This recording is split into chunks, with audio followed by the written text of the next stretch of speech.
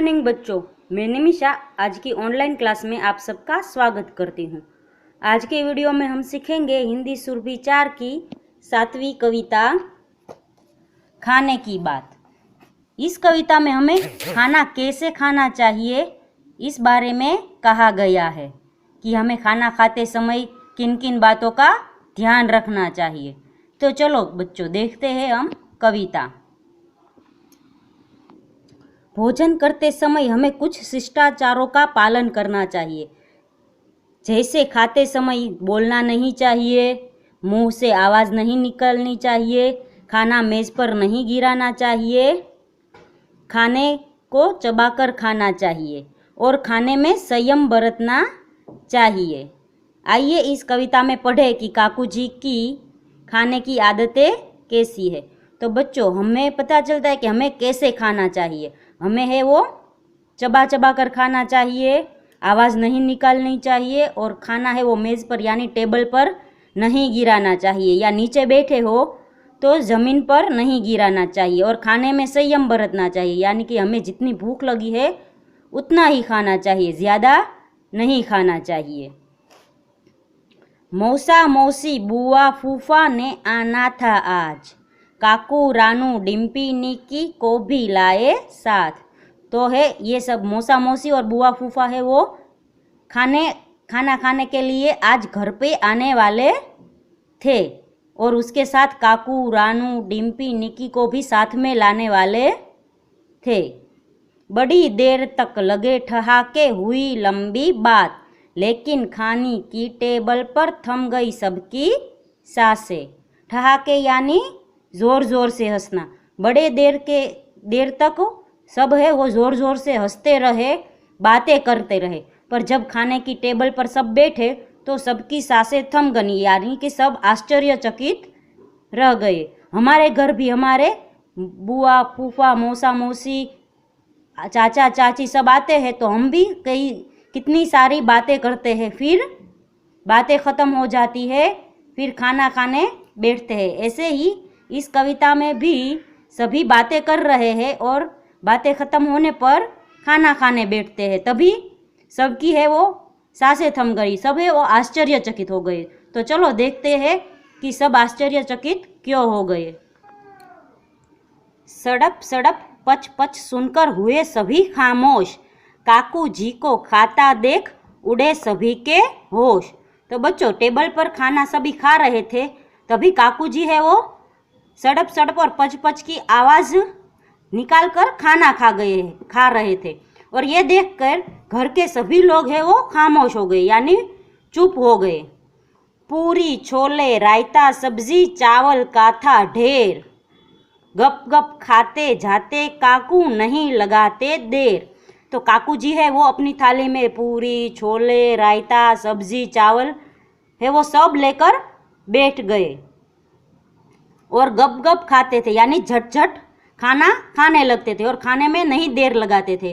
जो वो झटझट खाना खाते थे तो वो चावल है पूरी है छोले है वो सब चबाए बिना ही सीधा गले के अंदर निगल जाते थे और जल्दी जल्दी खाना खा रहे थे। ये सब देखकर सभी को आश्चर्य हुआ।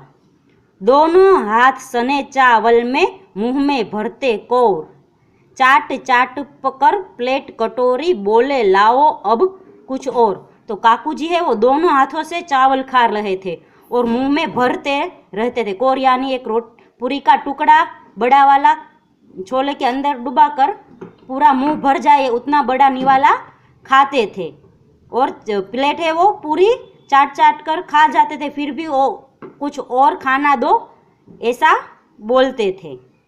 काकू जी भर मुंह में खाना जब करते थे बात, गिरते उनके मुंह से छोले पूरी रायता भात। और जब वो काकू जी बोलते हैं कि लाओ और कुछ मुझे खाना दो, तभी उसके मुंह में जो खाना होता था वो बोलते समय मुंह से नीचे गिर जाता था। भात यानी पके हुए चावल, वो सब मुंह में भरा हुआ था, चावल रायता पूरी छोले वो सब। जब काकू जी ने बोला कि मुझे कुछ और दो तो वो सारा है वो मुंह से नीचे गिर रहा था।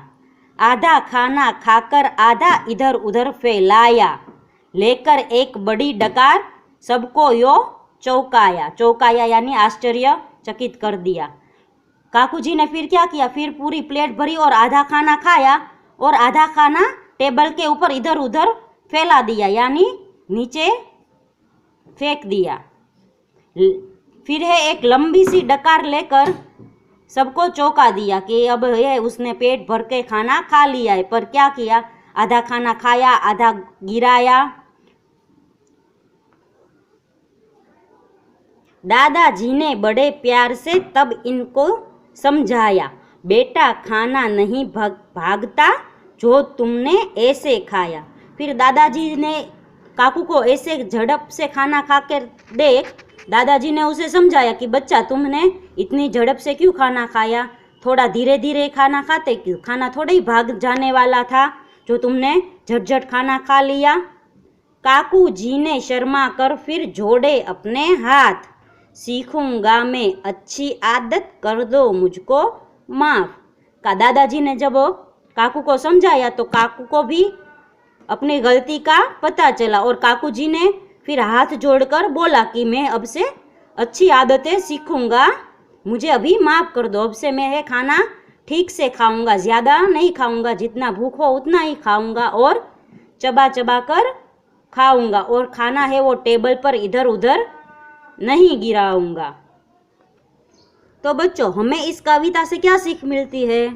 हमें इस कविता से सीख मिलती है कि हमें है वो खाना अच्छी तरह से चबाकर खाना चाहिए, इधर उधर खाना नहीं गिराना चाहिए, क्योंकि हमें पता है कि हमारे देश में कई लोग हैं उसको 2 वक्त का खाना भी नहीं मिलता है, इसलिए हमें खाने का उपयोग करना चाहिए, जूठा खाना नहीं छोड़ना चाहिए और खाना फेंकना भी नहीं चाहिए। जितनी थाली में खाना हो वो थाली पूरी खाकर ही उठना चाहिए और खाते समय हमें है वो किसी भी समय किसी के साथ बात भी नहीं करनी चाहिए और खाते समय मुंह से आवाज़ भी नहीं निकालनी चाहिए। जैसे काकू जी सड़प सड़प पच पच की आवाज़ निकाल रहे थे, उसी तरह हमें कोई भी आवाज़ नहीं निकालनी चाहिए, शांति से खाना खाना चाहिए।